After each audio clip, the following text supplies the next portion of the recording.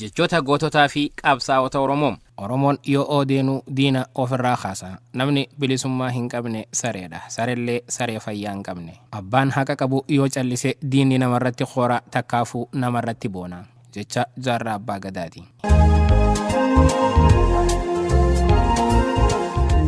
Gabrummaa hiddaan buqqifna dadhabnu ilmaanitti guddifna. Jecha Jeneraal Waaqoo Guutuuti. Nuti Oromoodha khallolluufis ummataa fi biyya Oromiyaatiif malee isin jalatti gabroomne biyya isiniif kennuufi miti. Mayraa Mohammad Zaakiriin. Dhiigni xiyya mirga ummata Oromootiif kan dhangala'u waan ta'eef dhiiga gatii malee jigee miti. Maammoo Muzammirin. Nama diina jala deemu irra loon afaan hin beeyne diimaa akka farda xiyyaa wayya. Jecha immoo Abdaa Hussein Sheekuuti. Wanti ummata keenyaaf nuti hojjanne akka bofa walakkaan qaama isaa garaa namaa lixe yoo harkisanni citaa yoo gadi dhiisanni lixa lixullee summii harcaasuu hin oolu. Hayilamaariyaam Gammadaati.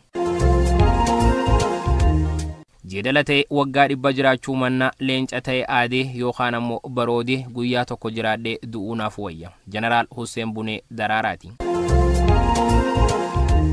Meeshaan waraana keessanii kutannoo onneetiyyaa hin caalu. Jecha Jeneraal Waaqoo Guutuuti. Hadaamii qottoo isoo hin taane damee isheetu jigsa. Nutilleen diinota keenya barbadeessuuf of duratti tarkaanfachuu malee of duubatti deebi'uu hin qabnu. Birgaadeer Jeneraal Taaddasaa Birruuti.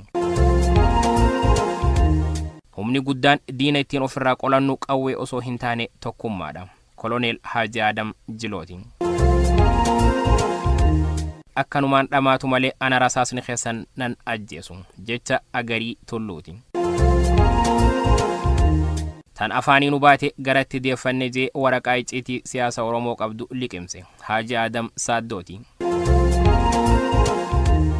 Gabrummaa irra duuti bilisummaadha. Jecha Elemoo Qilxuuti. Finfinneen handhuura Oromiyaati. Addis Ababaan ammoo godaannisa gabrummaati. Jecha Jaafar Aliiti. Fakkaatanii buluu mannaa fagaatanii buluu wayya. Sheek Bakrii Saaphalooti. Lubbuutu bada malee maqaa fi seenaan hin badu. Jeneraal Taaddasaa Birruuti. Namni yoo waa fudhate gammada, ani garuummoo yoo waa kenneen gammada. Gooticha abbaa qabeenyaa Dinquu Dayyaasi. Beekaa irra kunne malee seenaan hiyyeessa hin qabu. Artisti Doktora Kabajaa Alii Birraati. Lafti keenya lafee keenya. Jecha Baqqalaa Garbaati. Ayaam Oromoo Faresti. Hunda durammoo Oromummaa koondursa. Jecha gooticha Jawaar Mahmadi. Gabrummaa irra du'an filadhe kanaafan fincilee daggalatti gale. Jecha Usmaayyoo Muusaati. Kam keessa beekuuf lolli tapha. Jecha Abishee Garbaati. Namni seenaa hin beeyne bishaan gabatee irraati. Gara argetti jallata. Eebbisaa Addunyaati. Lubbuun gaafa dhalatte duuti du'a sodaa haqarraa hin dabin. Jecha Haaji Adam Saaddooti. Ummanni Oromoo barachuu qaba, lammiin baratee immoo mirga isaa gaafata. Jeneraal Taaddasaa Birruuti. Aggaamanii dhiisuun diina ofitti goobsuudha. Jecha Angaatuu Caalaati.